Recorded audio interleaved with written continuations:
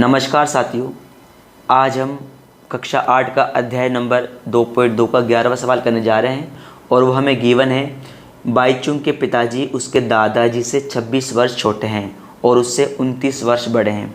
यदि उन तीनों की आयु का योग 135 वर्ष है तो उनकी आयु अलग अलग ज्ञात करनी है। दोस्तों देखिएगा, यहाँ पर जो बाईचुंग है और बाईचुंग के जो पिताजी हैं वो दादाजी से 26 वर्ष छोटे हैं। इसका मतलब ये होगा कि दादाजी 26 वर्ष बड़े हैं किससे? पिताजी से। और उससे कितने हैं? 29 वर्ष बड़े।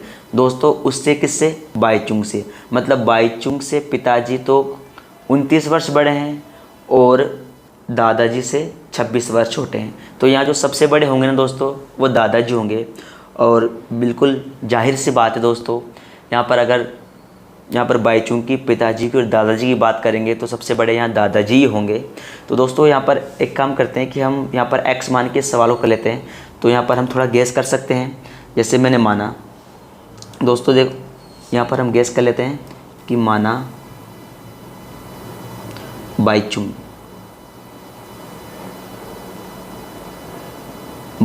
की आयु, दोस्तों इस आयु को मान लेता हूँ मैं x वर्ष।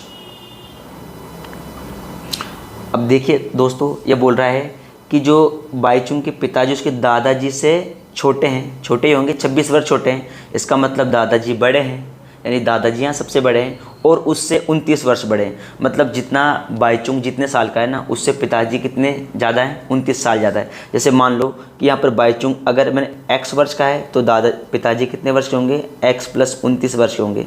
जैसे यहाँ पर मान लो कि बाईचुंग अगर 5 साल का है तो यहाँ पर जो पिताजी होंगे ना वो 5 + 29 वर्ष के होंगे। ऐसा हमें सवाल में गिवन है। देखो दोस्तों यहाँ बोल रहा है उससे कितने बड़े हैं। दोस्तों यहाँ पर देखो कह रहा है उससे 29 वर्ष बड़े हैं। दोस्तों देखो आगे करते हैं इसको। तो फिर हमारे पास में जो पिताजी की आयु होगी दोस्तों, पिताजी की आयु, दोस्तों जो पिताजी की आयु रहेगी ना वो कितनी रहेगी? x + 29। दोस्तों एक बार इनको मिटा देते हैं जो मैंने लिखा है साइड में।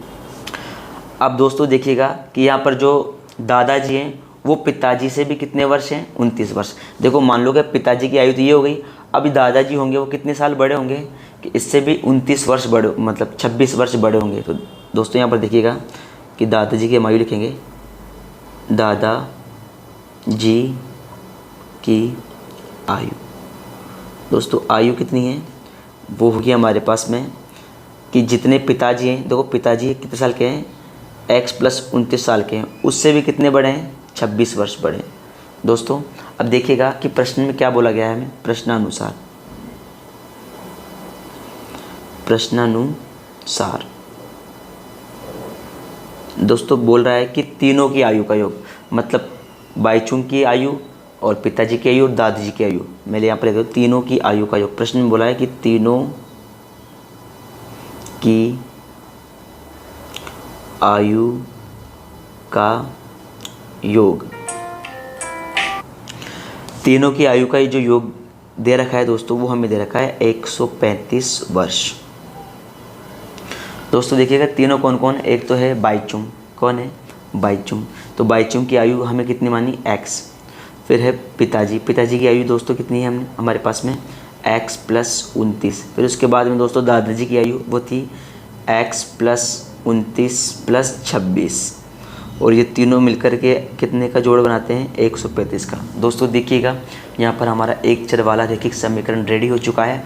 अब इसको हम सॉल्व कर लेंगे दोस्तों। तो देखिए दोस्तों यहाँ पर ये x, यहाँ भी x और यहाँ भी x।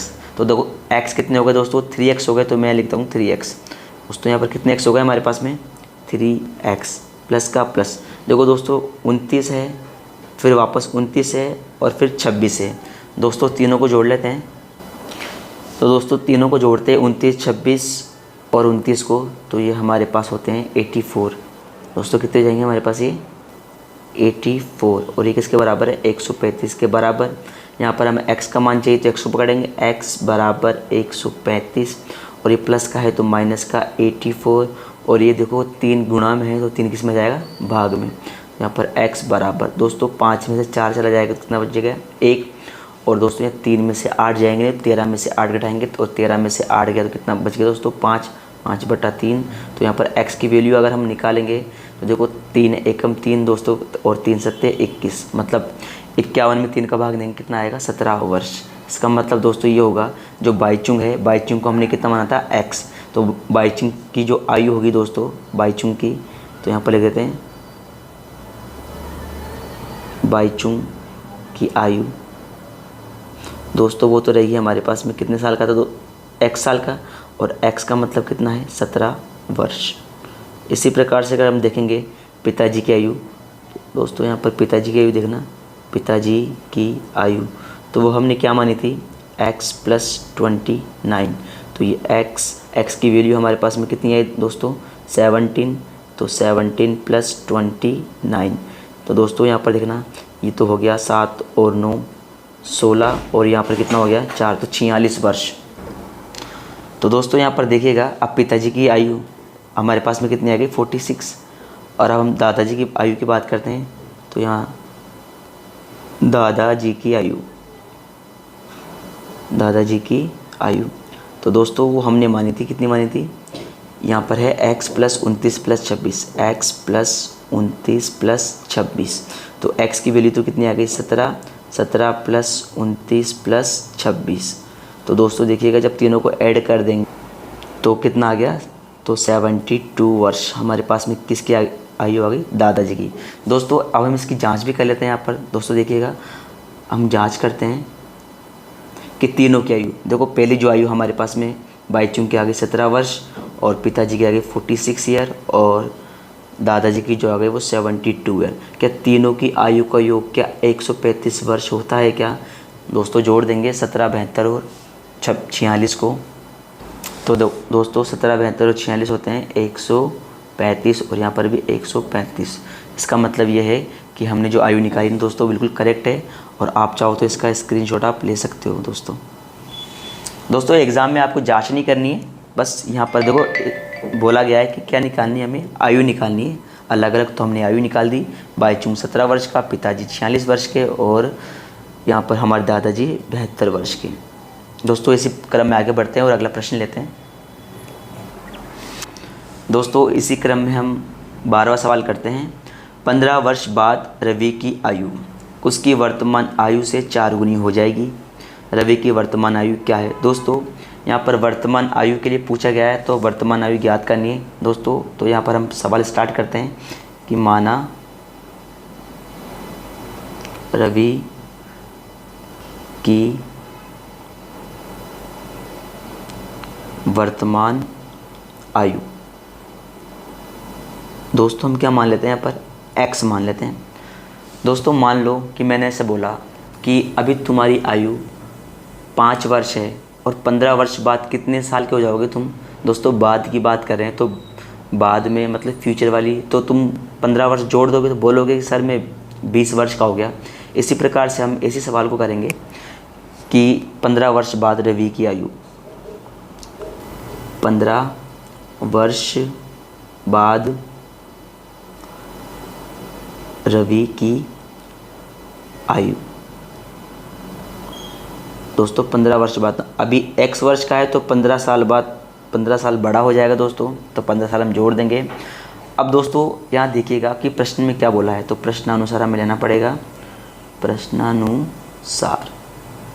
दोस्तों यहाँ पर देखो बोला कि 15 वर्ष बाद रवि की आयु, कि 15 वर्ष बाद रवि की आयु क्या हो जाएगी? उसकी वर्तमान आयु की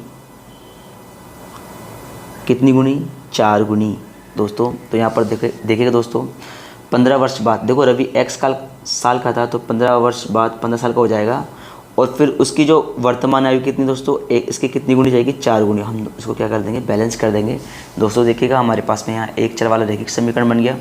तो यहाँ पर देखिएगा दोस्तों ये x + 15 बराबर का बराबर, और 4 को 1 से गुणा कर देंगे तो कितना जाएगा दोस्तों? 4x, और एक तरफ हम चर ले लेंगे, एक तरफ अचर ले लेंगे दोस्तों। देखिएगा यहाँ पर अगर यहाँ पर मैं चर संख्या लेता हूँ और यहाँ पर मैं अचर संख्या लेता हूँ, तो दोस्तों यहाँ पर चर कितना है x, और यहाँ पर अचर क्या है, अचर है ही नहीं।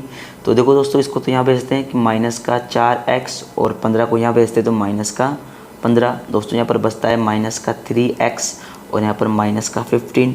तो माइनस से माइनस कैंसिल हो गया दोस्तों, और x बराबर कितना आ गया 15/3। और जब 3 का भाग देंगे कितना आ जाएगा 5 वर्ष। इसका मतलब ये होगा दोस्तों जो हमारे पास में रवि की जो वर्तमान आयु है वो कितनी वर्ष, 5 वर्ष। तो 5 वर्ष क्या हो गया हमारे पास में इसका आंसर।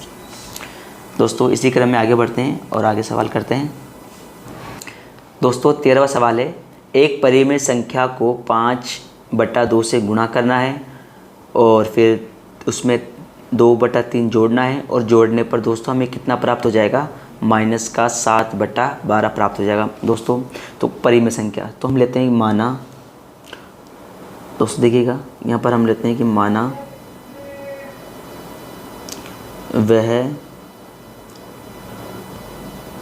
परिमेय संख्या, क्या मान ले दोस्तों, x y z कुछ भी मान सकते हैं, तो यहाँ पर मैं x मान लेता हूँ दोस्तों। और अब क्या करना है प्रश्नानुसार, दोस्तों यहाँ पर क्या करना है प्रश्नानुसार, देखिएगा कि ये जो परिमेय संख्या हमने मानी है ना, इसको गुणा करना है किससे, 5/2 से गुणा करना है। और गुणा करने के बाद में इसमें दोस्तों हमें जोड़ देना है, कितना जोड़ देना है, 2/3 जोड़ देना है। और जब हम इसमें 2/3 जोड़ देंगे तो हमें कितना प्राप्त हो जाएगा, माइनस का 7/12 ही हमें प्राप्त हो जाएगा। दोस्तों देखिएगा हमारे पास में क्या बन गया, ये एक चर वाला रैखिक समीकरण बन गया दोस्तों।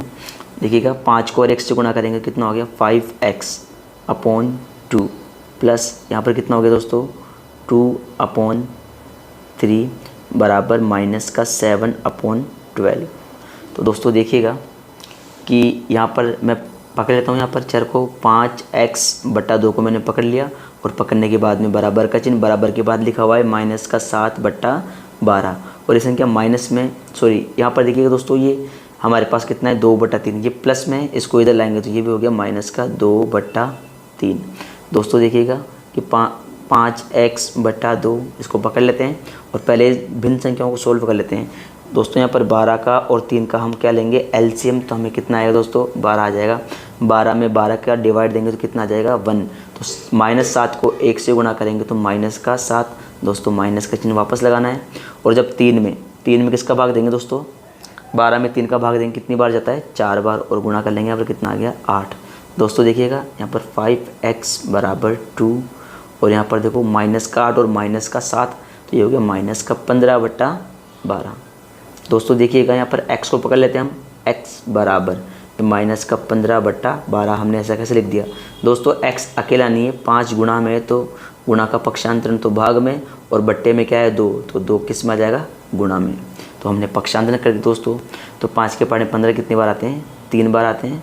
और यहाँ पर दोस्तों देखिएगा कि 2 के पाड़े में भी 12 आते हैं, कितनी बार में आते हैं यहाँ पर 6 बार। दोस्तों देखिए हमारे पास क्या बच गया कि माइनस का 3/6, और ये भी कट जाता है तो देखो माइनस का 1/2 हमारे पास में क्या आ जाएगा दोस्तों आंसर आ जाएगा। दोस्तों देखिएगा अब हम इसकी जांच भी कर सकते हैं। तो यहाँ पर देखना कि कोई संख्या है, वो संख्या हमारे पास में कितनी आ गई माइनस का 1/2।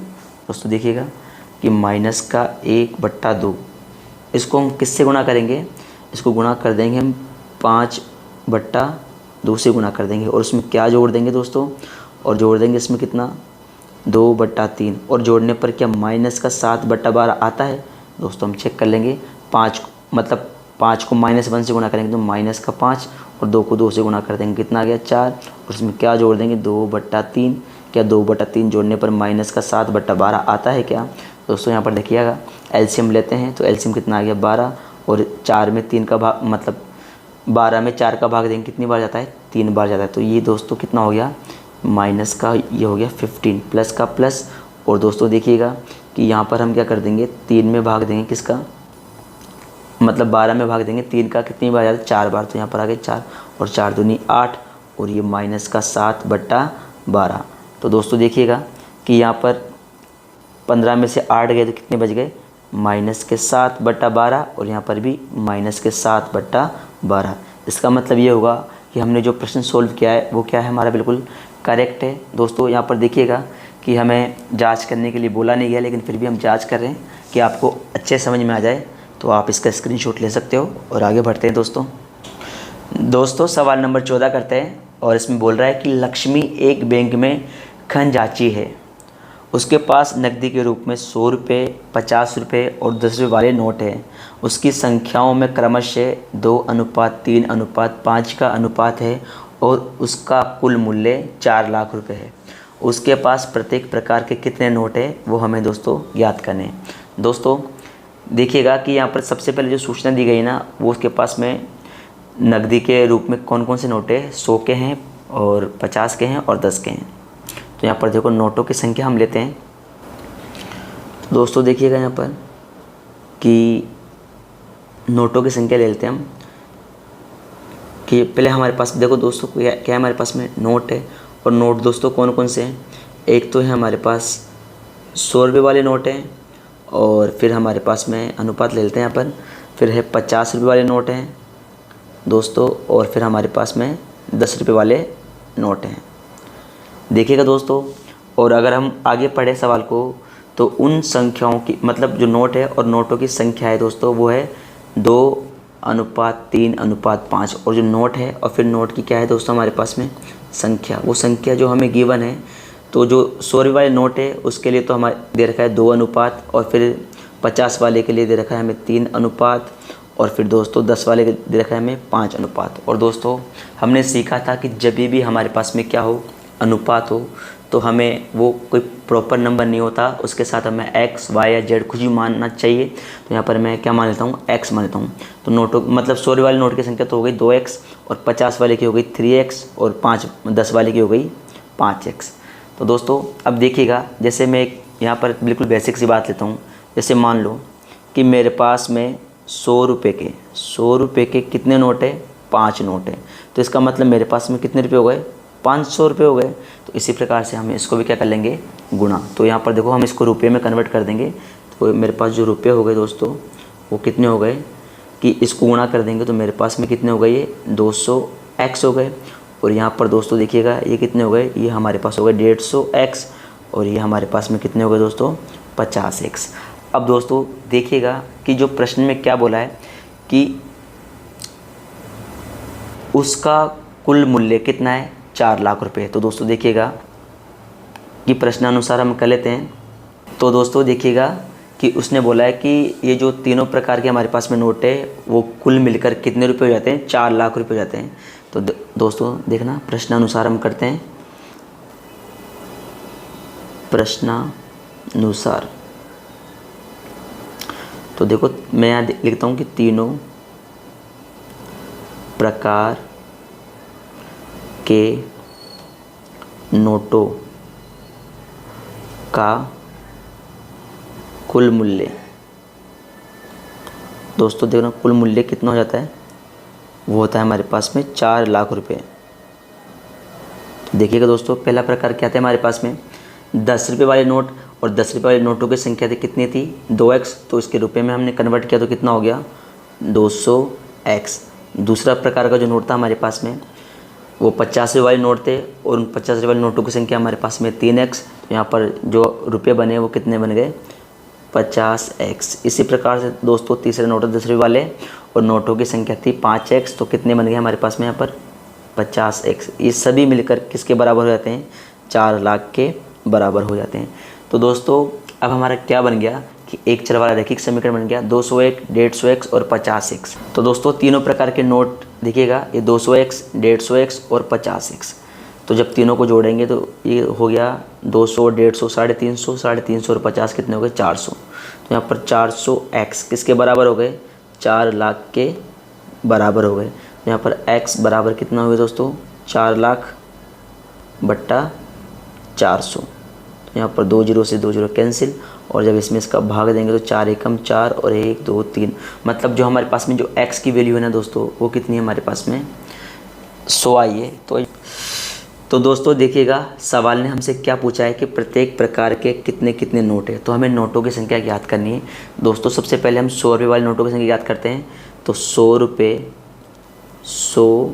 रुपये वाले नोटों की संख्या, तो दोस्तों 100 रुपये वाले नोटों की संख्या हमने कितनी मानी थी, ऊपर देखो देखना दोस्तों, ये मानी थी हमने 2x, तो ये 2x, तो 2 का तो 2 और मल्टीप्लाई करके कितना दोस्तों x की वैल्यू आई है 1000।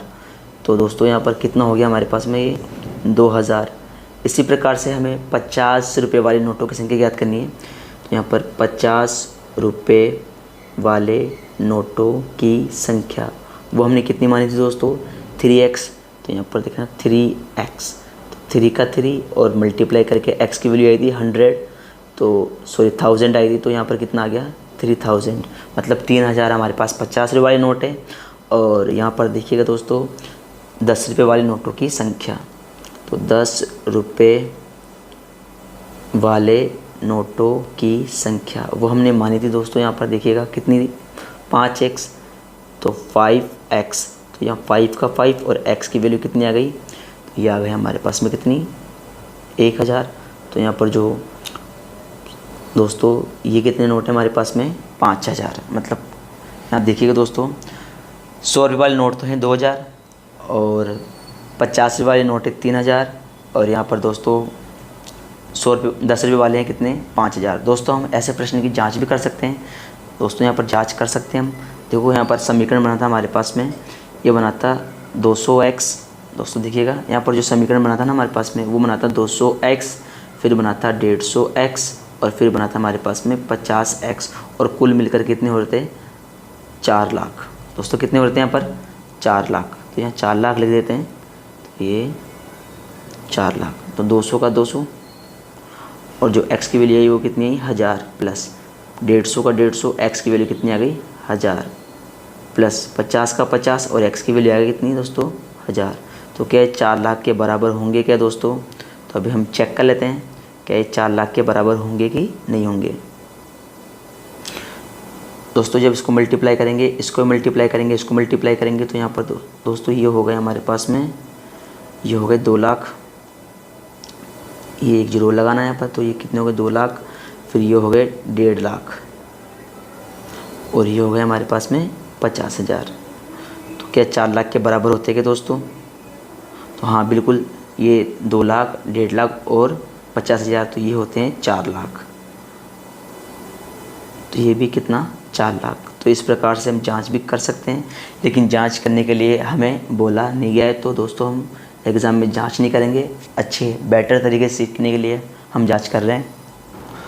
और आप चाहो तो इस प्रश्न का हम स्क्रीनशॉट ले सकते हैं। दोस्तों इसी क्रम में आगे बढ़ते हैं और 15वां सवाल करते हैं। दोस्तों अब हम 15वां क्वेश्चन करते हैं और इसमें हमें जो गिवन है वो देखना दोस्तों। मेरे पास 300 रुपये मूल्य के, मतलब मेरे पास क्या है 300 रुपये मूल्य के 1 रुपये, 2 रुपये और 5 रुपये के सिक्के। मान लो दोस्तों मेरे पास में ये क्या है, एक बैग बना लेता हूँ दोस्तों। ये मान लो कि ये हमारे पास में ये एक पॉट है और इसमें क्या है कुल 300 रुपये हैं दोस्तों। कितने रुपये हैं 300 रुपये, जिसमें से एक के सिक्के वाले भी, मतलब एक का भी सिक्का है दोस्तों, 2 के भी सिक्के हैं और इसमें 5 के भी सिक्के हैं। और इसमें जो कुल रुपये मेरे पास में जो है ना दोस्तों वो कितने हैं दोस्तों, वो है 300 रुपये। मतलब कुल जो रुपये हैं ना दोस्तों वो कितने हैं मेरे पास में 300 रुपये हैं। और देखो दोस्तों सवाल में क्या बोल रहा है कि 2 रुपये वाले सिक्कों की संख्या 5 रुपये वाले सिक्कों की संख्या से 3 गुनी है। और जो कुल जो सिक्के ना, जो हमारे पास में कुल सिक्के दोस्तों वो भी हमें दे रखा है, जो कुल सिक्के हैं वो भी हमें गिवन है। कितने हैं दोस्तों, वो 160 हैं। मतलब सिक्कों की कुल संख्या तो 160 है और रुपयों की संख्या कितनी है 300 रुपये। और कौन कौन से 3 प्रकार के सिक्के हैं, 1 रुपये वाले, 2 रुपये वाले और 5 रुपये वाले। दोस्तों देखिएगा हमें जो सूचना दी गई ना वो समझते हैं। 2 रुपये वाले सिक्कों की संख्या 5 रुपये वाले सिक्कों की संख्या से 3 गुनी है।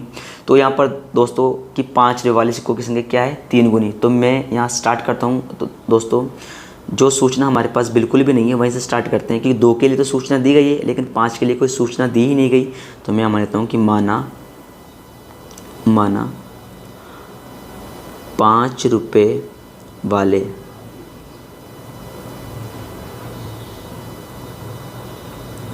सिक्कों की संख्या, वो क्या मान लेता हूँ दोस्तों, मैं x मान लेता हूँ। तो मैंने क्या मान लिया x, ठीक है।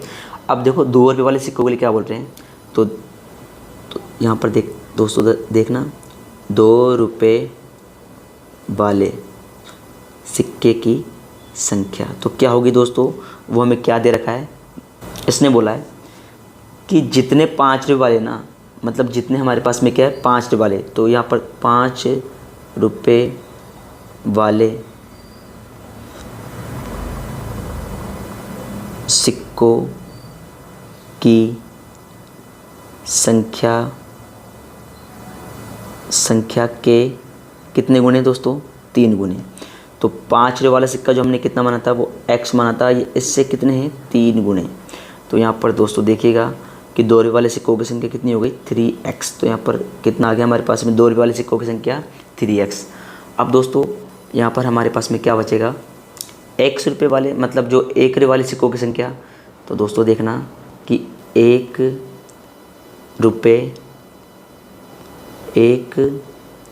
रुपये वाले सिक्कों की संख्या। दोस्तों यहाँ पर देखिएगा, वापस एक बार समझते हैं, थोड़ा समझते हैं।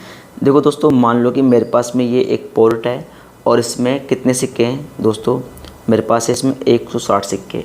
इसमें से 1 का सिक्का भी है और 2 का सिक्का भी है और 5 का सिक्का भी है।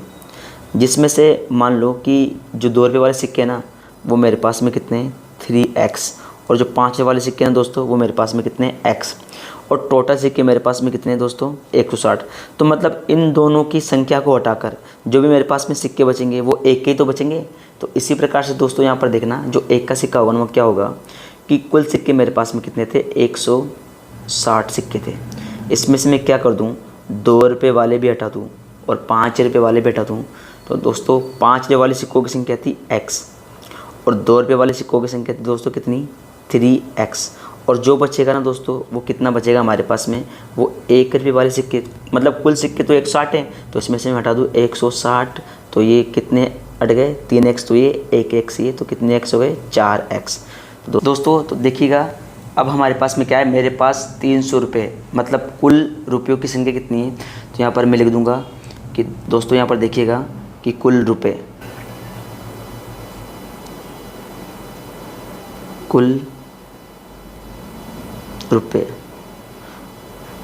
तो दोस्तों कुल रुपये मेरे पास में कितने हैं 300 रुपये हैं। और दोस्तों अभी हमने इससे पहले वाले सवाल में सीखा था कि रुपयों की संख्या कैसे निकालते हैं।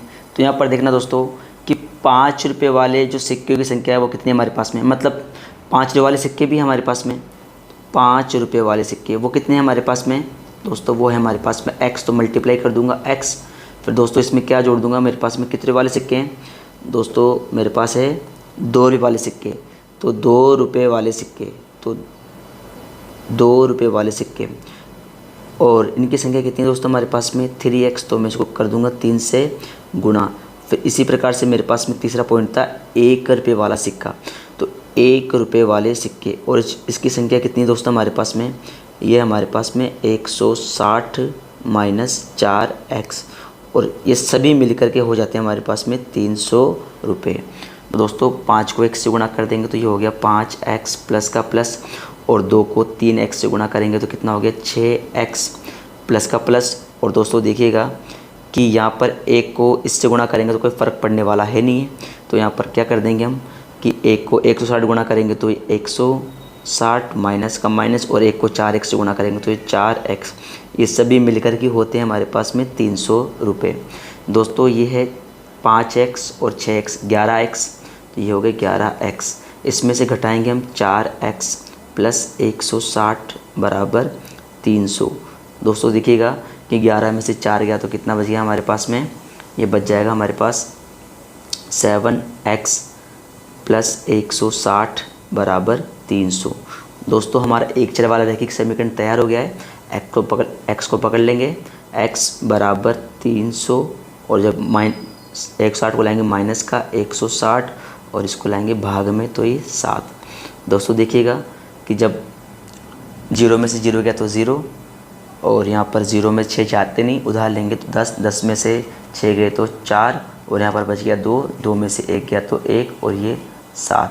और जब हम x की वैल्यू निकालेंगे दोस्तों तो कितनी बार 2 बार भाग जाता है, मतलब x की वैल्यू कितनी आ गई हमारे पास में 20। दोस्तों तो हमें पूछा गया है सवाल में, बोल रहा है कि मेरे पास प्रत्येक प्रकार के कितने सिक्के हैं। तो देखो दोस्तों 5 रुपये वाले सिक्के, तो 5 रुपये वाले सिक्के दोस्तों हमने क्या माना था, इसको x माना था। तो ये x और x की वैल्यू आ गई कितनी, 20। तो मतलब 5 रुपये के तो मेरे पास में कितने सिक्के हैं, 20 सिक्के हैं। इसी प्रकार से दोस्तों हम निकालेंगे कि 2 रुपये वाले सिक्के, तो 2 रुपये वाले सिक्के वो हमने कितना माना दोस्तों, यहाँ पर 3x माना, तो यहाँ पर 3x, तो 3 का 3 और x की वैल्यू कितनी है दोस्तों, 20। इसका मतलब कितना हो गया, 60। तो 2 रुपये के कितने सिक्के हमारे पास में, 60 सिक्के। इसी प्रकार से दोस्तों 1 रुपये वाले सिक्के, तो यहाँ पर देखना दोस्तों 1 रुपये वाले सिक्के हमने कितना माना था, ये माना था हमने 160 माइनस 4x। दोस्तों ये 160 माइनस का माइनस 4 का 4 और इसकी वैल्यू कितनी, x की वैल्यू थी 20। तो यहाँ पर 160 माइनस और ये 4 दूनी 8, 80। और यहाँ पर दोस्तों कि 160 में से 80 गए तो कितने आ गए, 80। तो मतलब 1 रुपये के सिक्के कितने हैं दोस्तों, 80। उम्मीद करता हूँ कि आप लोगों को समझ में आया होगा। और दोस्तों आप स्क्रीनशॉट इसका ले सकते हो। दोस्तों देखिएगा ये हमारे पास में क्या हो गया, सवाल कंप्लीट हो गया है। इसी क्रम में अब 16वां सवाल करते हैं। दोस्तों अब हम 16वां सवाल करते हैं और इसमें बताया गया है कि एक निबंध प्रतियोगिताओं में आयोजकों ने तय किया कि प्रत्येक विजेता को 100 रुपये और विजेता को छोड़कर प्रत्येक प्रतिभागी को 25 रुपये पुरस्कार के रूप में दिए जाएंगे। यदि पुरस्कारों में बांटी गई राशि 3000 रुपये थी तो कुल 63 प्रतिभागियों में विजेताओं की संख्या ज्ञात करें। दोस्तों देखिएगा कि यहाँ पर देखना दोस्तों कोई कंपटीशन हो रहा है और इस कंपटीशन में जो यहाँ पर जो लोग हैं वो टोटल लोग हैं कि 63। दोस्तों 63 लोगों ने क्या पार्टिसिपेट किया और इस पार्टिसिपेट किया जिसमें जितने भी हमारे पास में जो क्या रहेंगे, जो विनर्स रहेंगे उनको तो क्या देंगे दोस्तों, 100 रुपये देंगे। और जो हमारे पास में क्या रहेंगे, लूज़र्स रहेंगे दोस्तों, उन्हें भी निराश नहीं करेंगे, उन्हें भी हम क्या करेंगे, 25 रुपये की राशि देंगे ही देंगे। दोस्तों जीतने वाले को तो 100 रुपये देंगे और जो प्रतिभागी हमारे पास में उनको भी हम क्या देंगे 25 रुपये देंगे। लेकिन दोस्तों कंडीशन सिर्फ इतनी है, जो हमारे पास जो कुल बजट है ना दोस्तों वो क्या है, 3000 रुपये है। इस 3000 रुपये में ही हमें क्या करवानी है, प्रतियोगिता करवानी है। इसमें जीतने वालों को भी हमें प्राइज़ देनी है 100 रुपये और हारने वालों को भी हमें क्या देनी है, प्राइज़ 25 रुपये देनी है। दोस्तों तो देखिएगा कि जो जीतने वाले हैं उनको देंगे 100 रुपये और जो हारने वाले हैं उनको देंगे हम 25 रुपये। और हमें बताना है कि जो जीतने वाले हैं वो कितने हैं दोस्तों, विजेताओं की संख्या हमें ज्ञात करनी है। तो दोस्तों बिल्कुल सिंपल सा प्रश्न है। हम यहाँ पर मान लेते हैं कि माना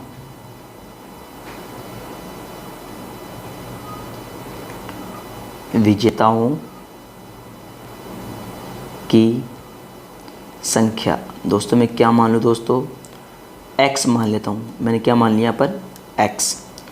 और यहाँ पर दोस्तों जो हारने वाले हैं मतलब जो लूज़र्स हैं, मतलब जो जीतेंगे नहीं, उनकी संख्या कितनी हो जाएगी दोस्तों, कुल कितने लोग हैं, 63 में से x अगर जीतने वाले हैं तो हारने वाले कितने हैं दोस्तों, 63 माइनस x घटा देंगे ना। जैसे मान लो कि 5 जीत गए 63 में से, मान लो कि कितने जीत गए, 5 जीत गए, तो फिर 63 में से 5 घटा देंगे। इसी प्रकार से हम करेंगे।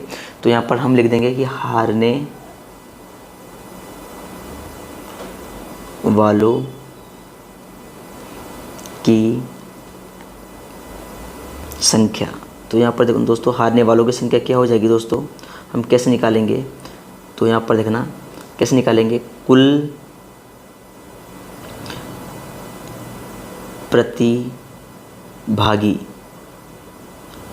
माइनस क्या कर देंगे इसमें से विजेता, मतलब क्या कर देंगे इसमें से विजेताओं को घटा देंगे।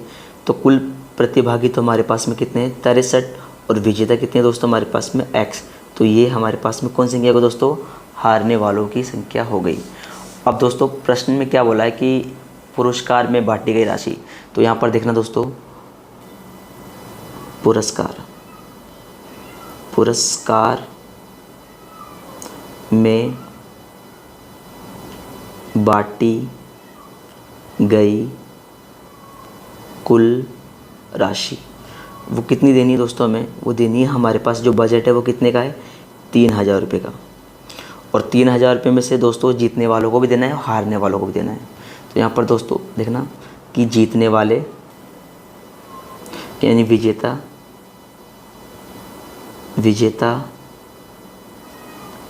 प्लस हारने वाले कुल मतलब उन दोनों को मिलाकर देना है हमें 3,000 रुपये। दोस्तों विजेताओं की जो संख्या है हमारे पास में वो कितनी है? x, और उनको देना कितना है दोस्तों? विजेताओं को देना है 100 रुपये प्लस। और यहाँ पर दोस्तों हारने वालों की संख्या कितनी थी हमारे पास में? ये 63 माइनस x, और इनको कितना देना है दोस्तों? हमें 25 रुपये देना है। तो यहाँ पर कुल दे देंगे हम 3,000 रुपये दे देंगे हम इसको। दोस्तों 100 को x से मल्टीप्लाई करेंगे तो कितना आ गया? 100x प्लस का प्लस। और दोस्तों यहाँ पर 63 को 25 से मल्टीप्लाई करेंगे तो यहाँ पर देखिए, तो 63 को हम मल्टीप्लाई करेंगे 25 से तो ये हो जाता है हमारे पास में 1575। तो यहाँ पर कितना हो गया दोस्तों? तो ये हो गया 1575 माइनस का माइनस, और इसको x को 25 से गुणा करेंगे तो 25x, और ये हो जाता है 3,000 के बराबर। दोस्तों यहाँ पर 100x में से 25x गए तो बच गए 75x प्लस 1575 बराबर 3,000। दोस्तों यहाँ पर x को पकड़ लेंगे और पकड़ने के बाद बराबर का चिन्ह, और ये हमारे पास में कितना है? 3,000। ये प्लस का है तो माइनस का, तो ये हो गया हमारे पास में 1575 दोस्तों। और यहाँ पर जो 75 हमारे पास में x के पास गुणा में वो आ जाएगा भाग में, तो हम इसमें भाग देंगे दोस्तों। तो ये हमारे पास में कितना हो गया? तो यहाँ पर 0 में से 5 जाएगा नहीं, उधार लेंगे। 10 में से 5 गया तो 5, यहाँ रह गया 9, 9 में 7 गया तो 2, यहाँ पर रह गया 9, 9 में से 5 गया तो 4, और यहाँ पर 2 रह गया, 2 में से 1 गया तो 1 बट्टा 75। दोस्तों दोनों में इकाई का अंक कितना आ रहा है? हमारे पास आ रहा है 5, तो काट देंगे इसको। तो 5 के पहाड़े से हम काट सकते हैं, फिर 25 के पहाड़े से भी हम डायरेक्ट काट सकते हैं। तो दोस्तों हम इसको 25 के पहाड़े से हम क्या कर देते हैं? काट देते हैं। तो 142 है तो 25 पंजे 125, तो 25 पंजे 125, और 142 में से 125 गए तो कितना बच गया? 17, और 17 और ये 5 इधर आ जाएगा तो 175। तो 25 सत्ते 175 और 25 तिया 75। अब दोस्तों इसको 3 के पहाड़े से काट देते हैं। 3 एकम 3, और कितना बच गया? 2, और 3 नाम 27। तो यहाँ पर जो x की वैल्यू आ गई दोस्तों वो कितनी आ गई? 19। अब देखो प्रश्न क्या पूछा था हमसे? इसने पूछा था कि विजेताओं की संख्या। तो दोस्तों यहाँ पर विजेताओं की संख्या वो कितनी हो जाएगी हमारे पास? देखो दोस्तों ये विजेताओं की संख्या हम निकाल लेते हैं। विजेताओं की संख्या दोस्तों हमने कितनी मानी थी? x मानी थी। तो x का जो वैल्यू निकल गई वो दोस्तों कितनी आ गई? 19। तो इसका 19 क्या रहेगा दोस्तों? आंसर रहेगा। उम्मीद करता हूँ कि आप लोगों को समझ में आया होगा। दोस्तों अगर आपको हमारा पढ़ाया हुआ समझ में आता है तो हमारे चैनल को लाइक करें, शेयर करें, सब्सक्राइब करें। जय हिंद, जय भारत। आज के लिए इतना ही।